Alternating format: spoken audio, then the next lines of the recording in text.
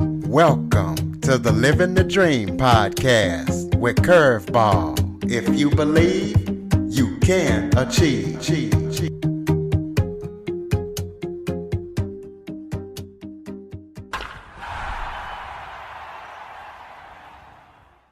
Welcome to the Living the Dream with Curveball podcast, a show where I interview guests that teach, motivate, and inspire. Today, I am joined by Dr. Doug Garland. Dr. Doug he was a practicing orthopedic surgeon for 37 years, but we're not going to be here to really be talking about orthopedics today. We're going to be talking about the Tall Poppies syndrome, which is a human condition that has existed all throughout every society since the beginning of time. So I'm going to have Dr. Garland, explain to you what that is and what made him want to research that, especially being an orthopedic surgeon. So, Dr. Garland, thank you so much for joining me today. It's my pleasure to be here. Well, why don't you start off by telling everybody a little bit about yourself? Well, I was an orthopedic surgeon in Los Angeles, California for 37 years. I was on the faculty at University of Southern California, where I was a clinical professor of orthopedics. I published 110 scientific peer-reviewed articles. So I had an academic career. I had a private practice in Long Beach. And strangely enough, I had a vocation. I worked at one of the largest rehabilitation centers in the world in Southern California. And it was there that I was introduced to the Tall Poppies syndrome. Okay. So the introduction was not exactly the way you want to be introduced to the syndrome, but at that particular time, I was the head of a spinal cord injury program, which was one of the premier programs in the country. I was also head of the president of the American Spinal Injury Association. That's a fairly prominent position. And I was actually to go to Australia to review 6 of their spinal cord injury units. And while I was away at the medical meeting and actually talking to the people in Australia at that meeting, I came back to my office in LA, and there was a note on the office door that I had been moved from the premier office on the unit down to a little cubby hole. And I couldn't figure out what in the world was happening. I went home and told my wife, and she said, well, you've been there 30 years. Somebody's moving your cheese. Probably the prudent thing is to get out of there and just enjoy your private practice. We'll take Fridays off. She was a working nurse. We'll see LA, which is difficult if you do it on the weekends with everybody else. And so fortunately, I heeded her advice. Instead of getting into a fighting match and going back and trying to get my position and office back and whatever was happening, I went in the next day, bought in 2 big plastic containers, threw all my research away, all my talks, everything associated with 30 years of working at that particular facility, put my key on the table and walked out. I called the people in Australia and told them I wasn't coming, and they were in disbelief. They wanted to know why, and I explained what had happened, and they said, well, geez, you've been Tall Poppy. And so that introduced me to the term, and of course I asked them what that meant, and they tried to explain it to me, but it was very difficult for me to get my head around it. But anyway, I let it go at that. I did quit that and finished private practice for 10 more years. And then once I retired, I decided to pursue the Tall Poppy syndrome and figured out exactly what it meant and what kind of transpired with me. So that's where we are right now. Well, what I was going to ask you is how did they come up with that name? So that's a very historical name. The Tall Poppy syndrome is a metaphor, and the metaphor actually means looking at a field of poppies and seeing one poppy taller than the rest. and wanting to cut that down so that all are equal. So that's a simple look at the metaphor, and it's quite complex. And by that, I mean, you have the cutter and you have the person that's cut down, and you also have a person just like us discussing the situation. So it really involves sometimes three people, but there's always two people that are doing it, but there's also often an observer. So you have three people making judgments. The history of the Tall Poppies discovery was actually clear back in ancient Greece. Herodotus, who's the great Greek historian, identified the syndrome. He used shocks of wheat to cut the heads off in the syndrome at that time. And throughout most of history, it's related to the governments or the people in power. And what they do is cut off the heads or suppress the opposing heavyweights or tall poppies. So Herodotus described it. And of course, when you think about it, Socrates was tall poppied when he drank the hemlock. And if the next description came by Livy, who was the great Roman historian, and he actually used the poppies. And King Tarquin, Rome was initially a kingdom, and the last king was Tarquin the Proud. And his son Sextus went to rule the next town. He had difficulty doing that, so he sent a runner back to his father asking him how he should govern. And his father walked out to a field of poppies and lopped off the tall ones. The messenger went back, told Sextus, and Sextus knew immediately what he had to do, and he killed all the opposing leaders. So we have, and of course, Caesar was tall poppied. So when you look at ancient Rome and ancient Greece, the description is clear back there. So what I did was review the world literature, or the world, and look for the tall poppy syndrome. And of course, I found it in every culture. I mean, if you look in China, the first emperor of China cut down all the opposing people. And of course, Genghis Khan did the same thing. So Japan did it with all the samurai. Japan actually has a saying, the tall nail gets pounded down. If you look at the Scandinavian countries, they look at it a little differently. They have a law called the Law of Jante, Jante, and this is actually 10 commandments of how not to grow tall. So there they tried to prevent you from growing tall so that all are equal. And of course, in the English language, English-speaking countries, the premier tall poppy country, and where most of the literature review that I did comes from Australia. Now, the background of Australia is they were founded by Britain as a penal colony. And so in the penal colony, everybody's equal. And so that became Australia's early culture. So in that particular culture, everybody is equal and they don't like anybody to stick out. So the tall poppy syndrome is a big part of their culture.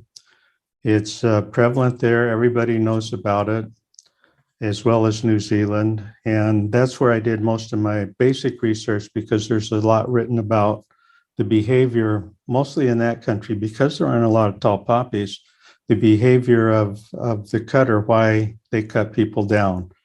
And of course, the answer to that in Australian terms is there's two main reasons. One, you have bad envy. Envy is divided into good and bad. Aristotle himself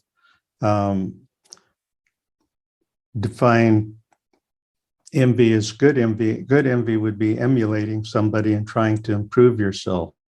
Bad envy is you can't improve yourself, or you don't want to because you're lazy or for whatever reason, and you cut the other person down. So in Australia, the cutter's main emotion is envy.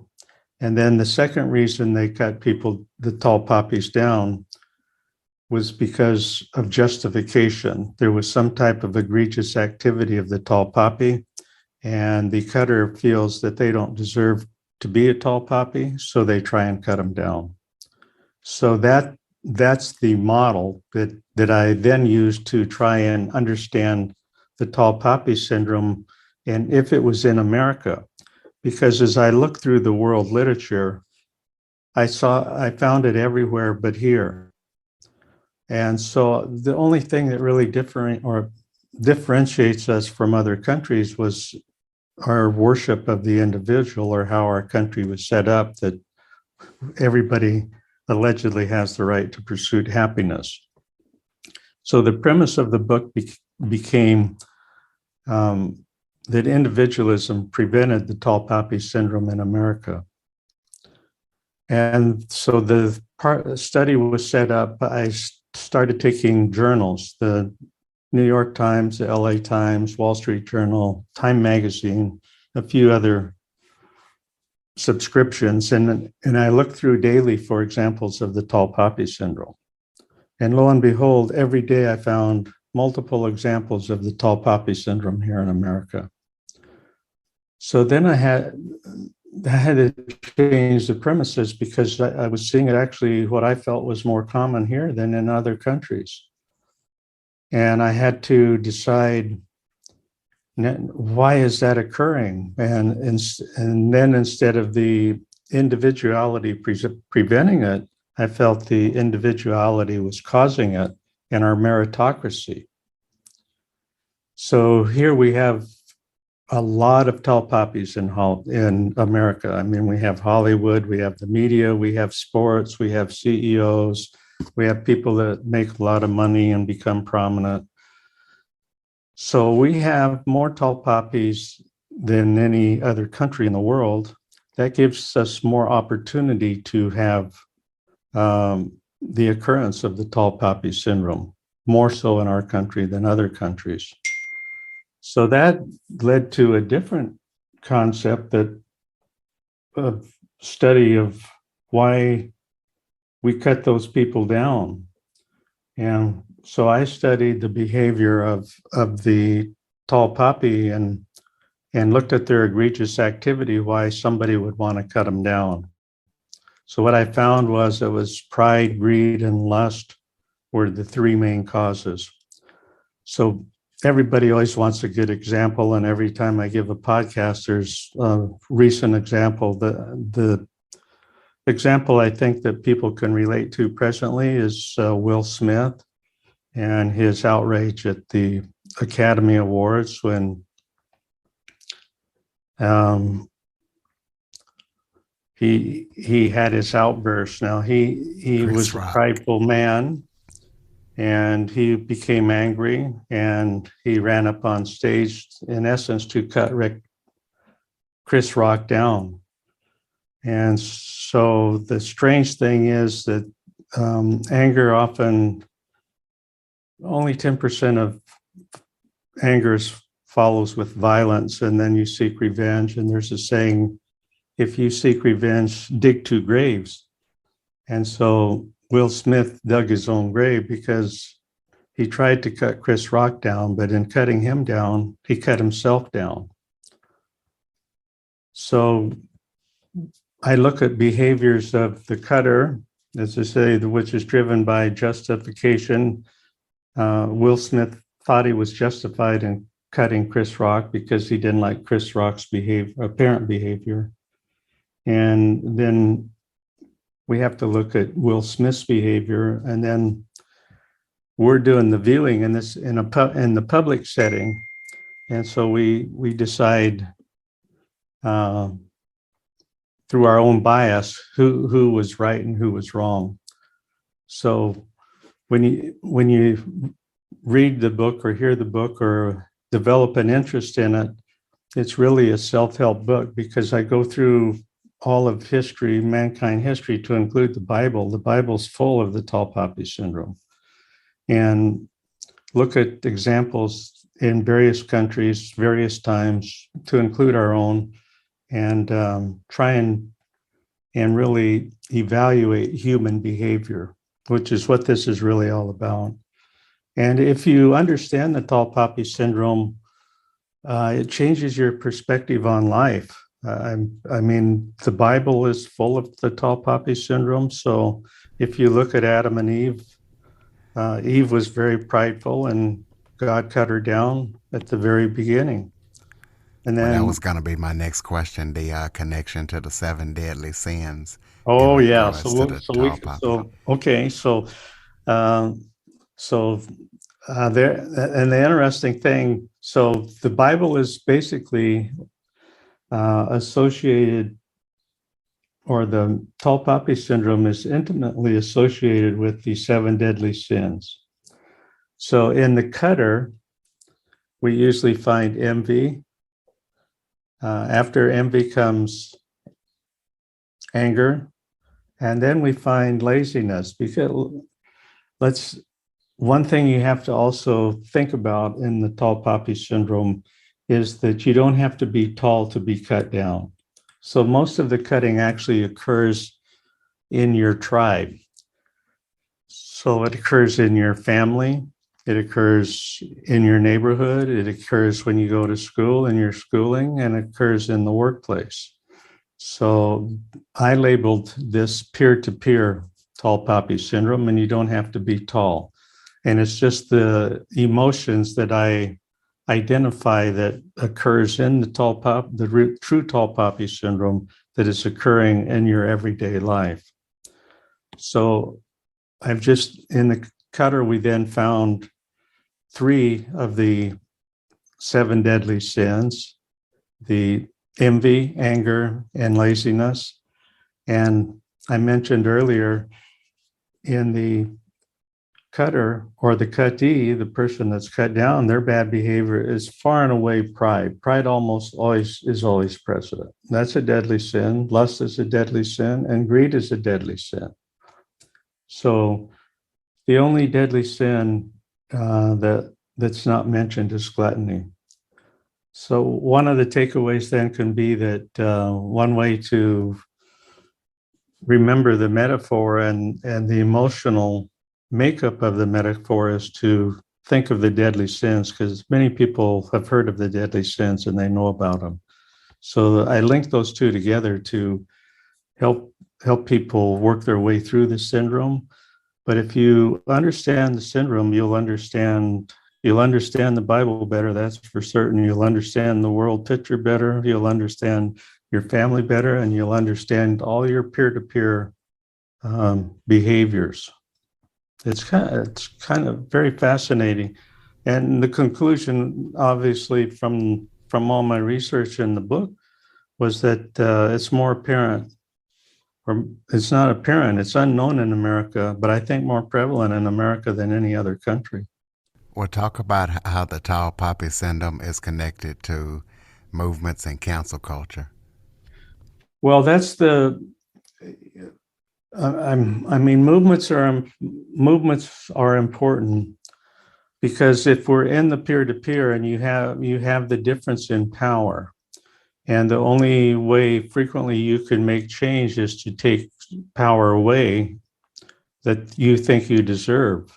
So throughout mankind, throughout history, Bible, early ancient Greece, Rome, it's really, everything really is about taking power back or getting power that somebody has. And the cancel culture really is all about that. I think sometimes it's misdirected, but that's just my opinion. But the cancel culture is really looking at mostly they do it in retrospect, which I think is kind of unfair in many ways. But we look at somebody like Thomas Jefferson, who was always worshipped in America, is writing the Declaration of Independence. And then, of course, he had his history with slave ownership. And so now we've cut him down because of that. And the problem with that is none of us have gone without sin. So I don't know who judges which one should be to cut down, but we cut down. We're cutting down everybody. we do need heroes. You can't progress as a society if we don't have heroes. And heroes are tall poppies. And actually that part of the metaphor creates another problem, because your tall poppy may not be my tall poppy. So you have to use the syndrome very loosely.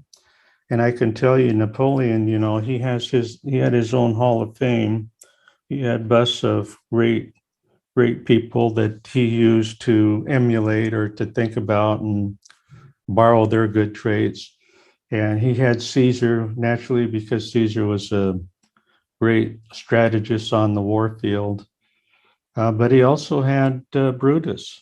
So it's kind of like Will and Chris Rock. So you have both the cutter and the cuttee. And so some people think,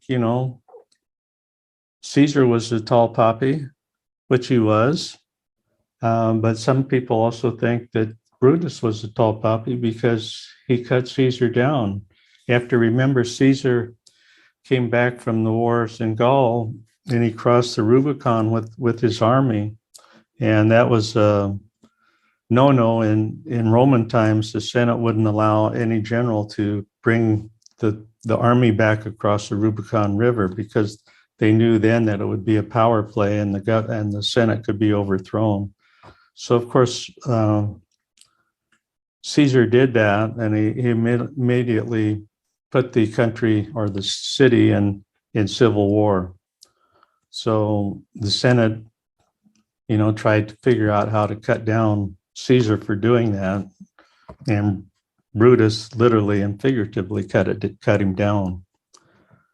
So while we're talking, that's governmental stuff, most of the governmental cutting early descriptions were describing people in government cutting down the opposition. I mean, if you think about all the kingdoms and communism and Henry VIII, I mean, they cut down all the opposition. And England, of course, with the guillotine and Tower of London, they literally and figuratively lopped off the heads of many, many important people.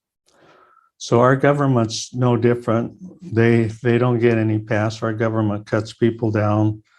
They use it's not just the president. They have various departments that do cutting. And I actually devoted in the book a whole chapter of the tall poppy syndrome to the government's role in cutting various Americans down. And actually, Martin Luther King's in that. And there just is a recent book I saw on the bestseller list last weekend of the government's, the FBI versus MLK. So other people have noted that as well as myself. But it's our government does that, sadly.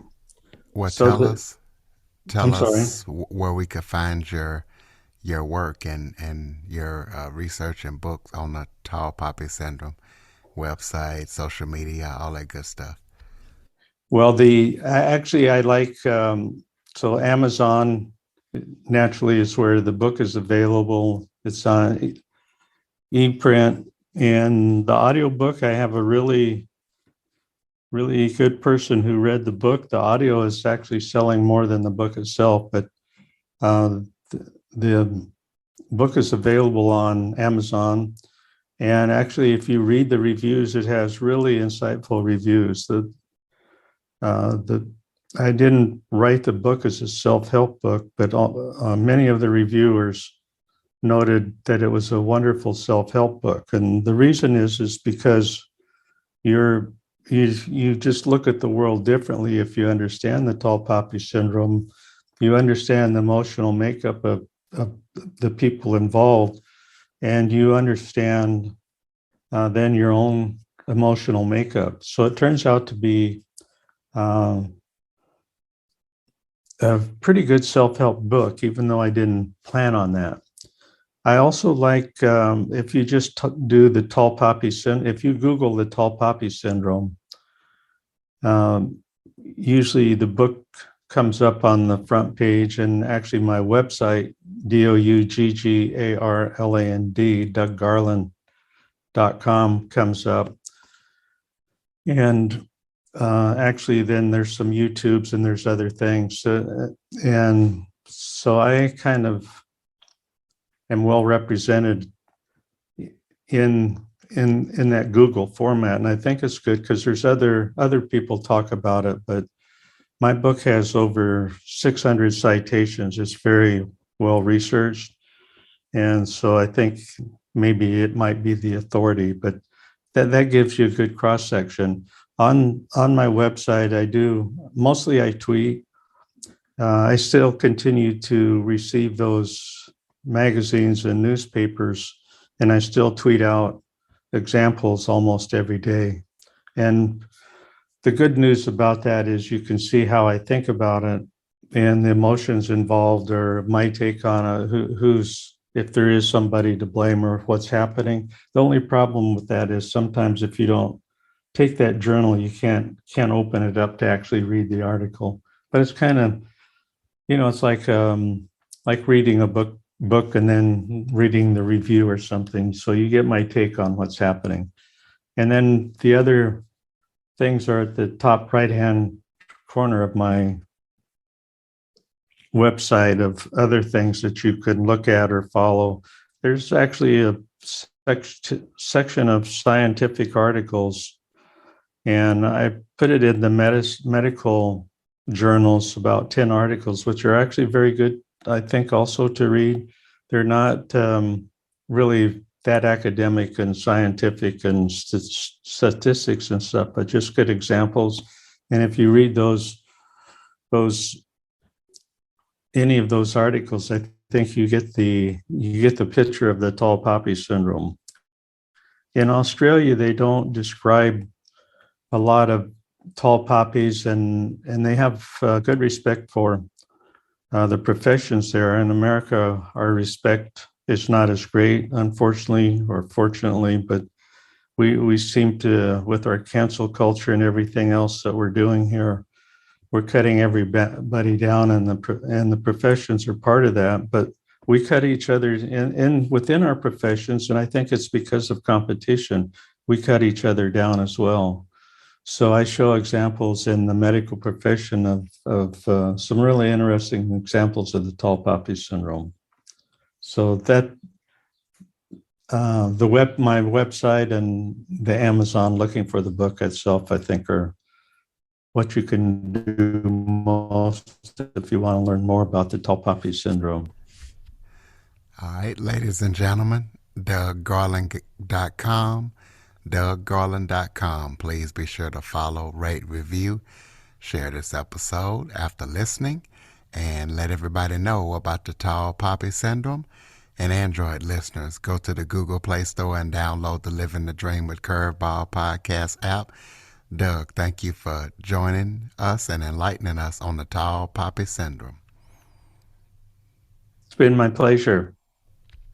For more information on the Living the Dream podcast, visit www.djcurveball.com. Until next time, stay focused on living the dream.